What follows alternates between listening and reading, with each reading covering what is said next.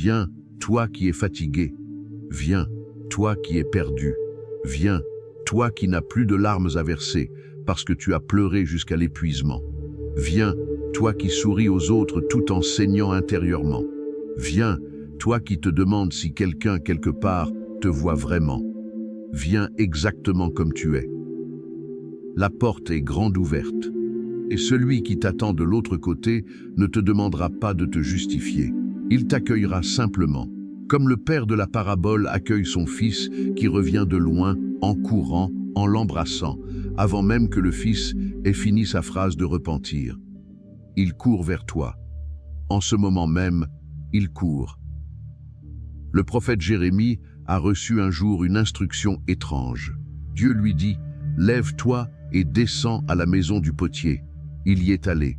Et là, il a regardé travailler un homme qui façonnait l'argile sur le tour.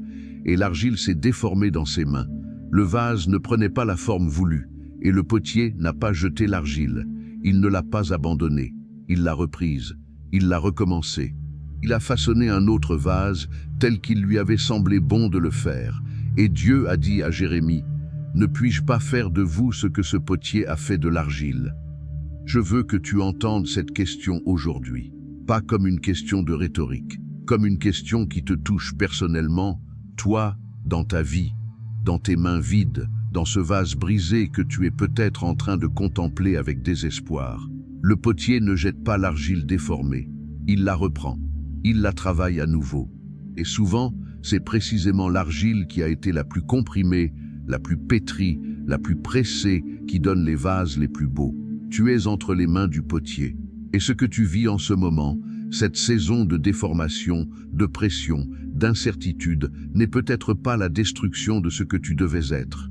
C'est peut-être le travail de refaçonnage qui permet à ta véritable forme d'émerger. Un travail douloureux, parfois déconcertant, qui semble aller à l'encontre de ce que tu avais planifié pour toi-même. Mais un travail conduit par des mains qui savent ce qu'elles font. Des mains qui t'ont formé dès le commencement. Des mains qui ne se lassent pas. Isaïe dit, « Maintenant, Seigneur, tu es notre Père, nous sommes l'argile, et c'est toi qui nous as formés. Nous sommes tous l'œuvre de ta main. » Cette déclaration, prononcée par un peuple en détresse, est à la fois une reconnaissance et une supplication.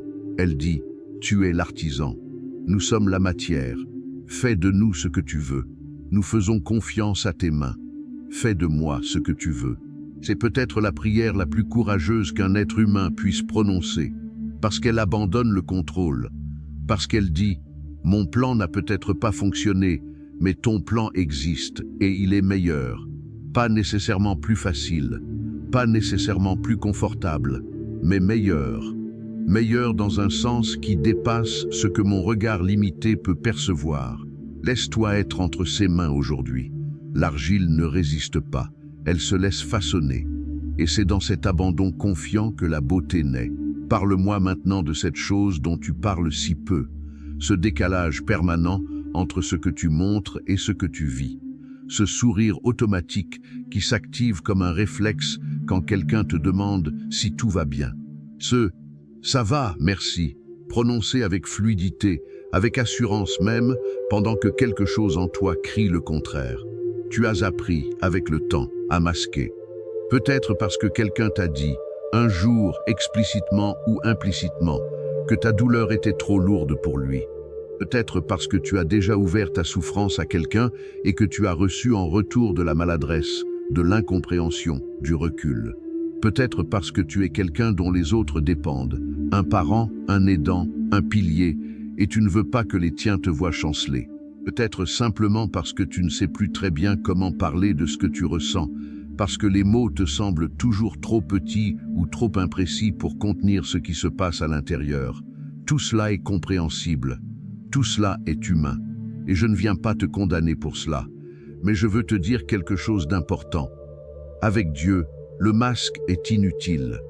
Non seulement inutile, mais encombrant. Il ne peut pas travailler à travers lui.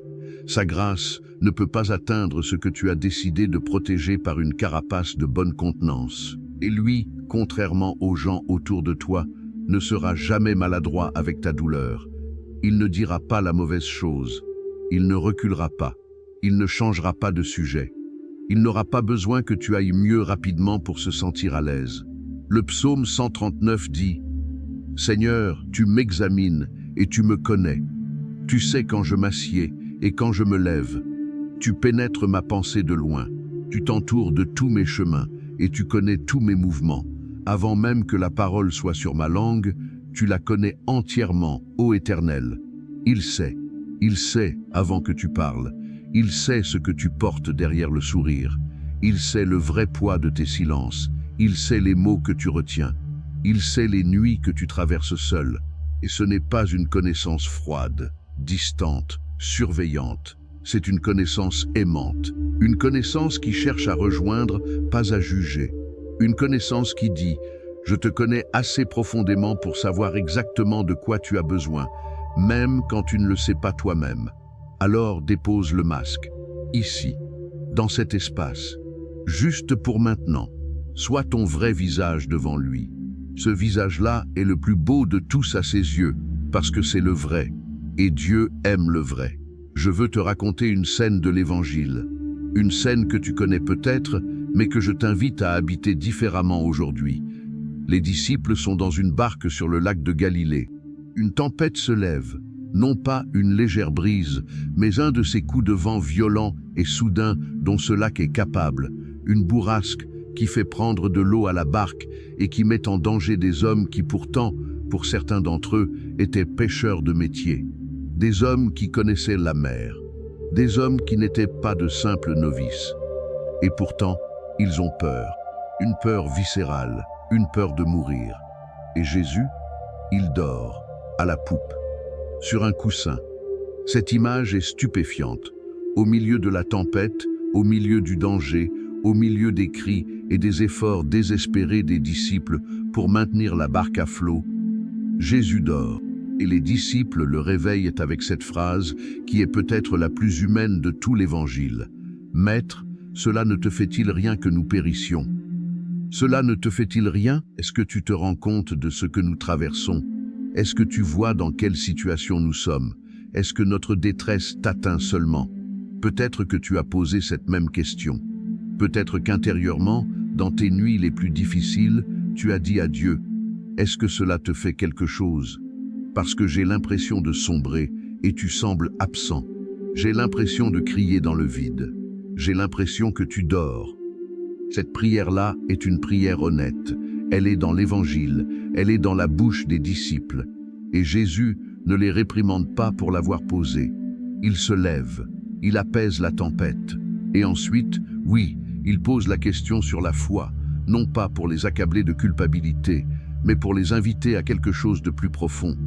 La foi qui tient même quand lui semble dormir. Car voici ce que cette scène révèle. Jésus était dans la barque, dans leur barque, à eux. Il n'était pas sur le rivage à les regarder de loin. Il était avec eux, dans le même danger apparent, dans la même tempête. Son sommeil n'était pas de l'indifférence. C'était la paix que peut connaître celui qui sait qui il est et qui est son Père. Et cette paix était disponible pour eux aussi s'ils avaient pu y accéder.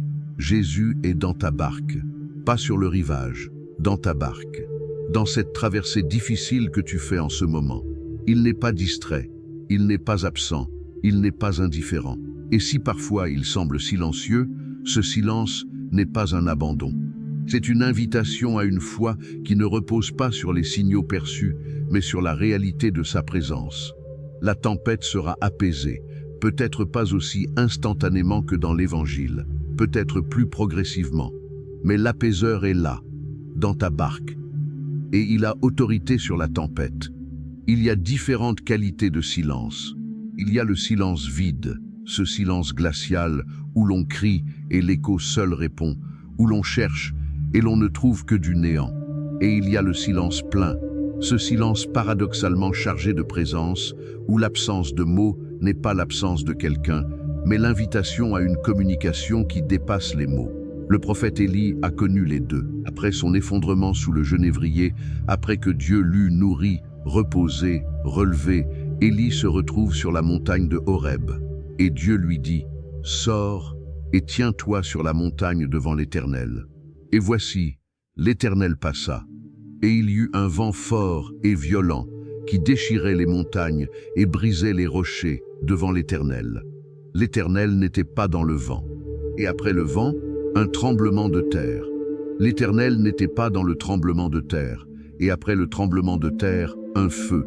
L'Éternel n'était pas dans le feu. Et après le feu, une voix douce et subtile. Une voix douce et subtile. Le texte hébreu dit littéralement « un son de fin silence », un son de silence. La présence de Dieu révélée non pas dans le fracas spectaculaire, mais dans le murmure à peine perceptible qui exige d'être à l'écoute, qui exige du calme, de l'attention, de l'intériorité. Peut-être que tu cherches Dieu dans les tremblements de terre, dans les feux, dans les manifestations spectaculaires, dans les miracles évidents, dans les réponses immédiates et indiscutables à tes prières, et tu ne trouves pas, et tu conclus que Dieu n'est pas là.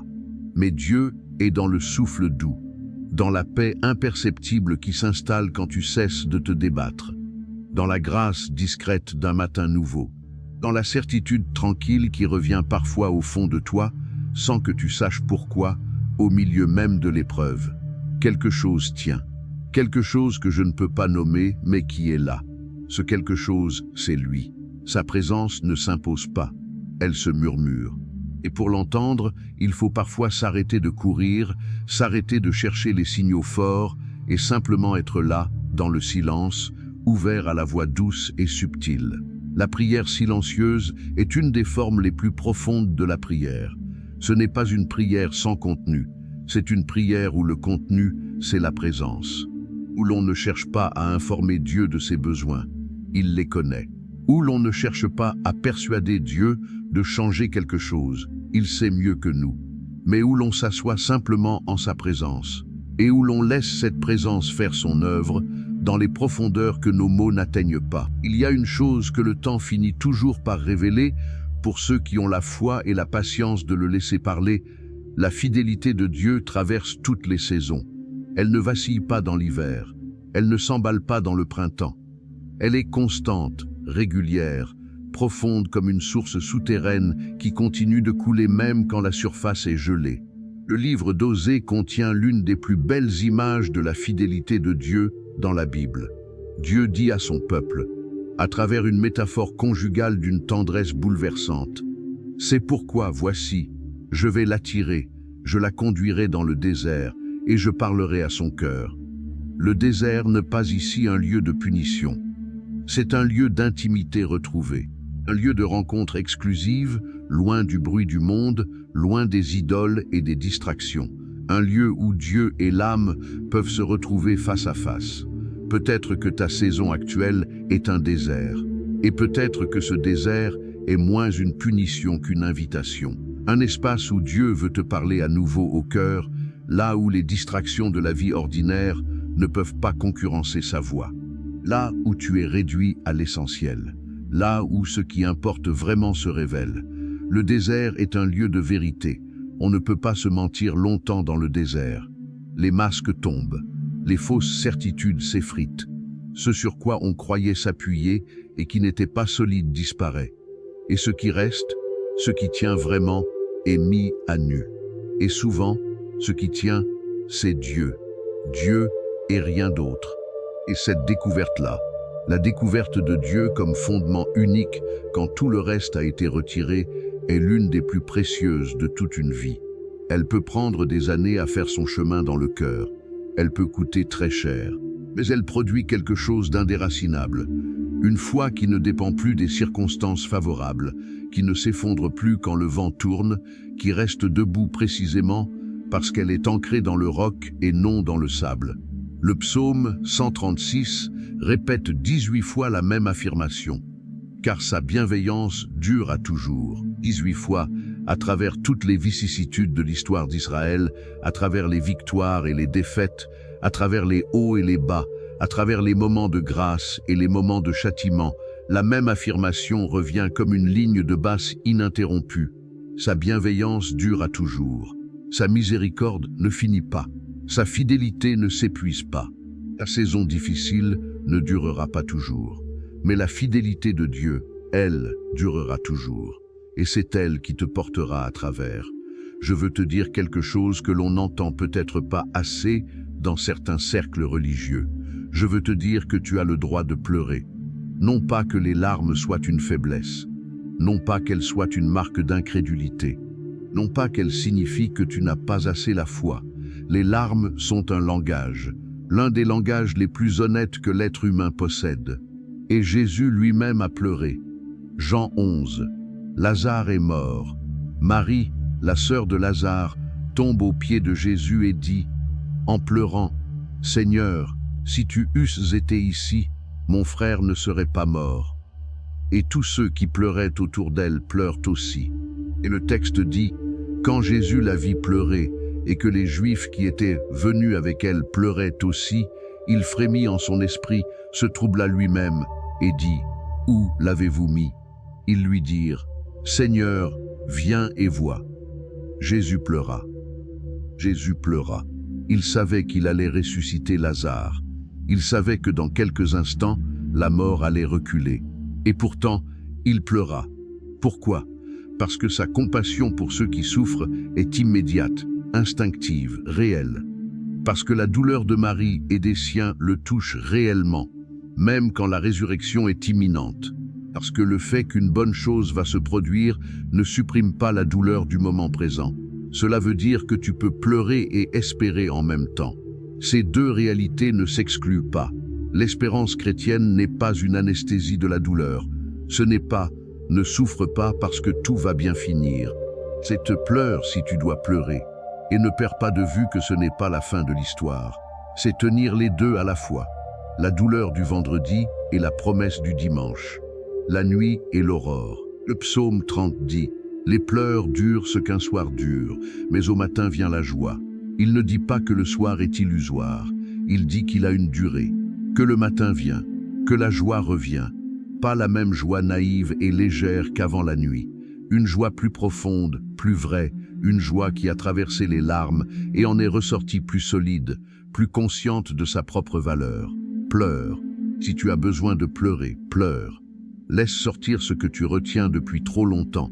Tes larmes ne te diminuent pas. Elles ne trahissent pas ta foi.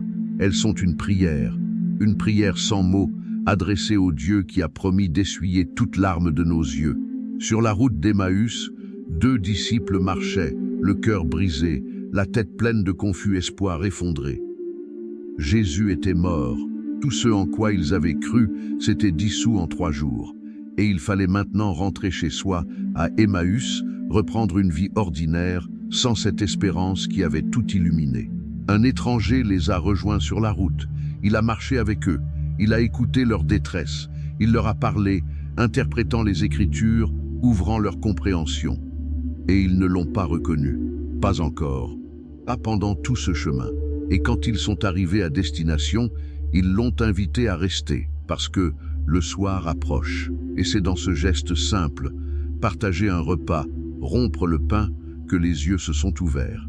Et lorsqu'il fut à table avec eux, il prit du pain, fit la bénédiction, le rompit et le leur donna. Alors leurs yeux s'ouvrirent, et ils le reconnurent. Dans le geste du pain rompu, ils l'ont reconnu. Dans l'ordinaire du repas, dans l'humanité simple d'une table partagée, le ressuscité s'est révélé. Je veux que tu entendes cette vérité pour ta propre vie.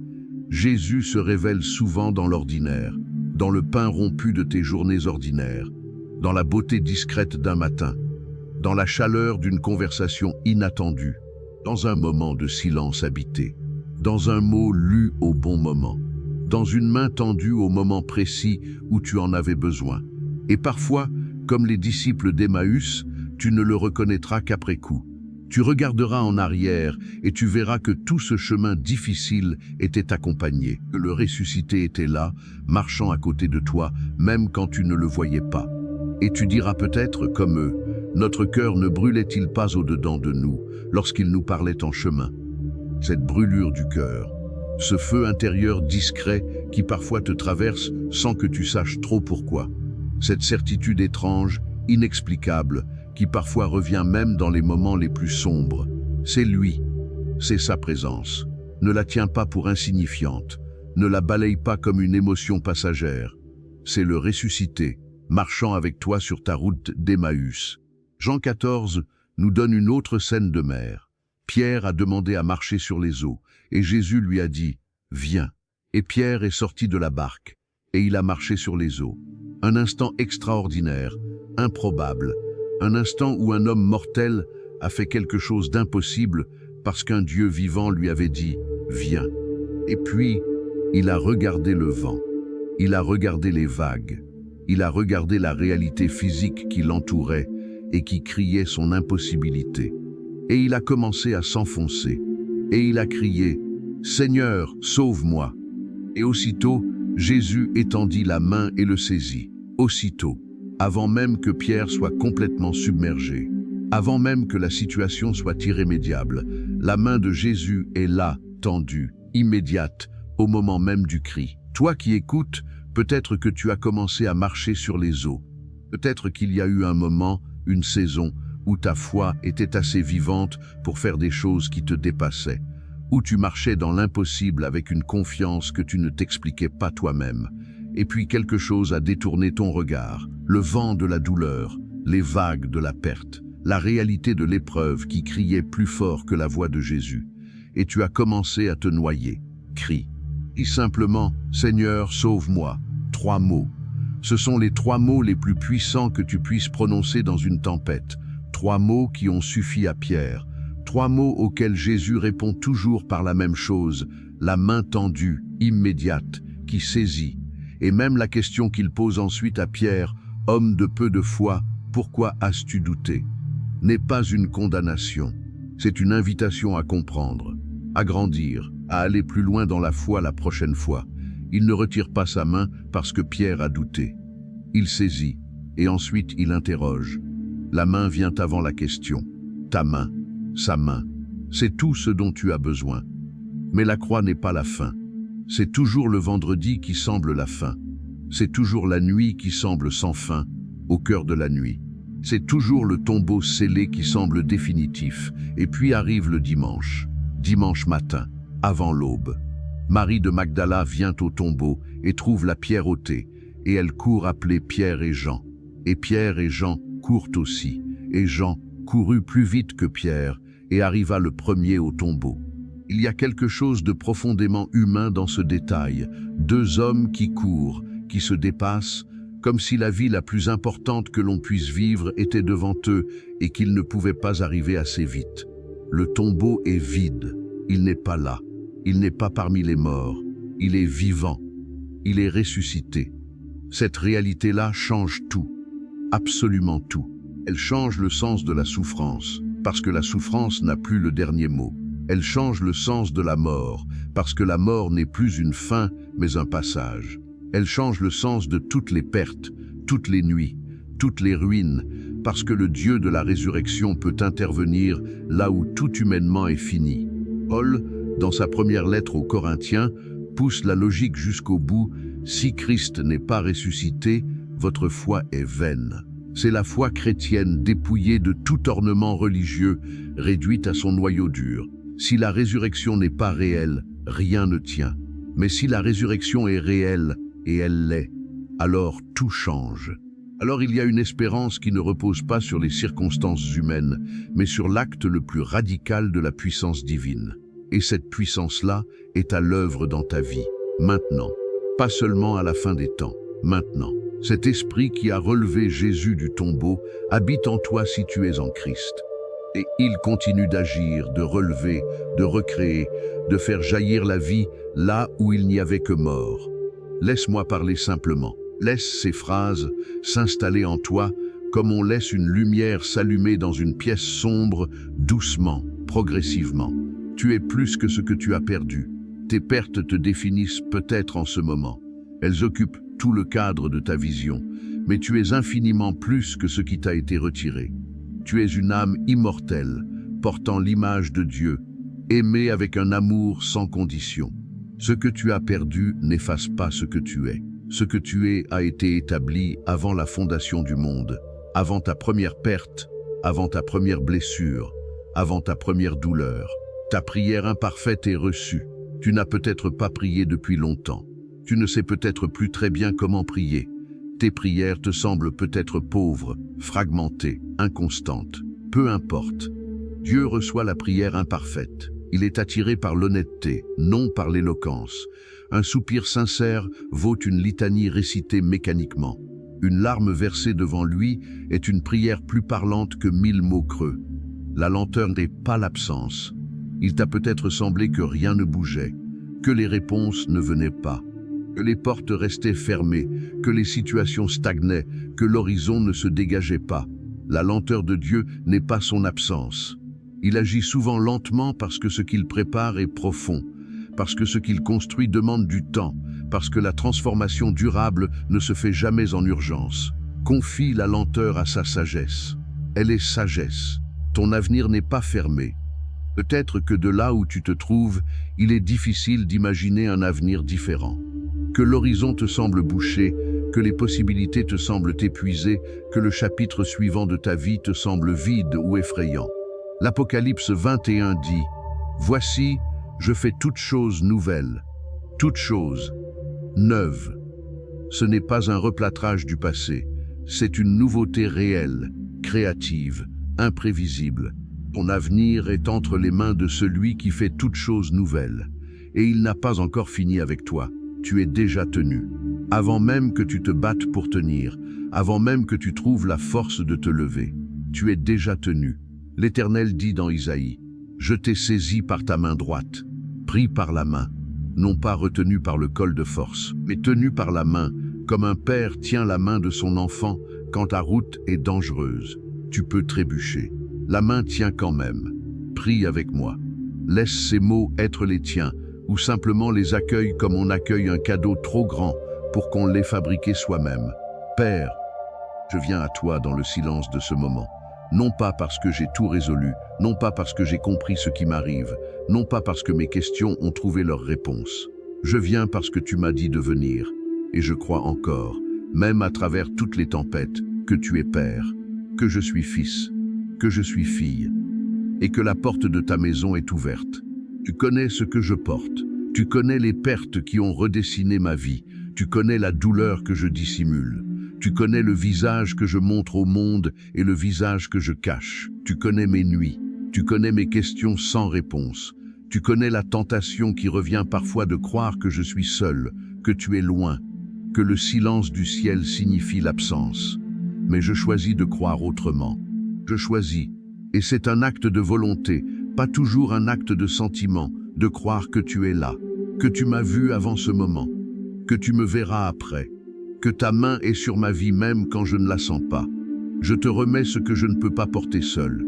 Tout ce qui est trop lourd, trop grand, trop complexe pour mes forces humaines. Je t'en remets le contrôle. Ce contrôle dont j'essaie de maintenir l'illusion, parce que la perte de contrôle me terrifie, mais que je n'ai jamais vraiment eu de toute façon. Fais de moi ce que ton amour veut faire. Façonne-moi avec les mains du potier. Je te fais confiance, même dans l'obscurité. Ravive en moi l'espérance là où elle s'est éteinte. Réchauffe en moi la foi là où le doute a refroidi. Restaure en moi la paix que les circonstances ont brisée. Non pas une paix artificielle, une façade, mais ta paix, la paix profonde qui garde le cœur et l'esprit en Christ Jésus. Et aide-moi à me lever, un jour à la fois, un pas à la fois, sans me comparer, sans me décourager, sans céder à la panique. Juste un pas. Et puis le suivant, en confiant à ton esprit ce que je ne peux pas accomplir par ma propre volonté. Je t'aime. Même imparfaitement, je t'aime. En Christ Jésus. Amen. Je veux finir avec une image, l'image de l'aurore. Tu as peut-être déjà veillé une nuit entière, et tu sais que la nuit a ses propres lois. Il y a un moment, généralement vers les 3 ou 4 heures du matin, où la nuit est à son point le plus opaque, où l'obscurité est la plus profonde, où tout semble figé dans un noir absolu. Et paradoxalement, c'est exactement à ce moment-là, dans l'obscurité la plus totale, que l'aurore commence à se préparer, de façon invisible d'abord, sans aucun signe perceptible, dans un souterrain de la nuit que l'œil humain ne peut pas voir. Et puis, imperceptiblement, quelque chose change. Une légère différence dans la qualité de l'obscurité, puis une teinte sur l'horizon, si ténue qu'on n'est pas sûr de l'avoir vue, puis une clarté qui grandit, qui se répand, qui repousse progressivement la nuit. Et enfin, le soleil. la lumière pleine, entière, triomphante. L'aurore suit toujours la nuit, sans exception, sans exception. Ce n'est pas un espoir fragile, c'est une loi de la création. Et Dieu qui a mis cette loi dans la création, l'a mise aussi dans la vie spirituelle de ses enfants. L'aurore vient. Pour toi aussi, elle vient. Je ne sais pas quand. Je ne sais pas quelle forme elle prendra. Peut-être une réconciliation inattendue. Peut-être une guérison. Peut-être une opportunité nouvelle qui ouvre là où tout semblait fermé. Peut-être simplement une paix intérieure qui s'installe, douce et durable, là où il n'y avait que tourmente. Peut-être un matin où tu te lèves et tu réalises que quelque chose a changé, non pas dans les circonstances, mais en toi. Une profondeur nouvelle, une douceur que tu n'avais pas avant, une compassion plus large, une foi plus solide parce qu'elle a été testée. L'aurore vient, et en attendant qu'elle vienne, dans cette veille qui peut être longue, Jésus est là avec toi, dans la barque, sur la route d'Emmaüs, dans le silence de la montagne, dans la maison du Père, dans la chaleur d'un pain rompu, dans la main tendue sur les eaux, dans le souffle doux et subtil, dans chaque moment ordinaire de chaque journée difficile. Il est là. Il t'a vu depuis le commencement. Il te verra jusqu'à la fin. Et entre le commencement et la fin, il marche avec toi, pas derrière, pas devant, mais à côté, aussi proche que le souffle, aussi fidèle que l'aurore. Voici la fin de cette prière, mais pas la fin de ta marche avec Dieu. Ce que tu as reçu ici, dans les mots, dans les silences, dans les images, dans ce temps d'arrêt, reste avec toi.